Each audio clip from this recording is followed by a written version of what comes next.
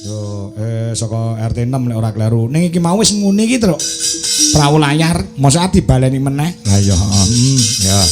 Sore mau pun mungel, Mbah. Niki dados pun gantos nggih. Nyuwun pangapunten kok daripada kaya ora enek lagu liyane ki ana 100.000. Ya Mbak Mimin, Mbak Apri. Heeh. Nah, digantos. Nangis sajroning atiku nalika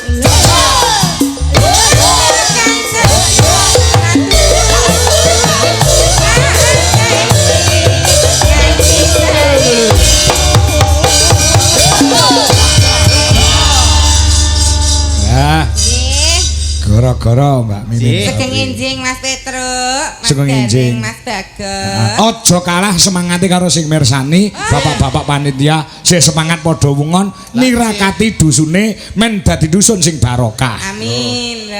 Kang mirsani tesih kathah. Samu plastik gelar kloso dhewe Jas, padahal jenis nggone nek ra tresno budaya tenan karo wungon, dijumbuhke karo le silaturahmi karo kanca-kanca sedulur kabeh matur sembah nuwun sang atas keparengan enjing menika. Luar biasa ya, Le. Piai mriki grapyak-grapyak semana. Lho, Tur nyatan. kopen koncone. Kopen. Wis ngantek jatahku bareng dimaem. Dik tok paham ta nduk jatahku ning lintang Kairo mau iki jatahku tak pangan ta. Ngerok piye to? Pecelku iki mau dimaem kono. Wah, nek Ponorogo iki kondang pecele sing dibungkus godhong jati ngono kuwi ya. Malah Malah enak, malah mirasa beda kalau diadahi piring. Enak ya mam godhong ngono kuwi. resep ngoten nggih. Benten raosipun. Nggih, nggih. Kadang-kadang panitia tasih nenggani ngantos sak yaketen Heeh. sembah nuwun. Nggih. Rencang-rencang Wong panitia. Pak Wowe jek nyuwun lagon lali iki Oh mau. menapa? Napa? Cinta merah jambut. Oh, merah jambu mboten ngangge anu. Mboten mateni niku. Lah ya cinta merah Boten jambu. mateni tok.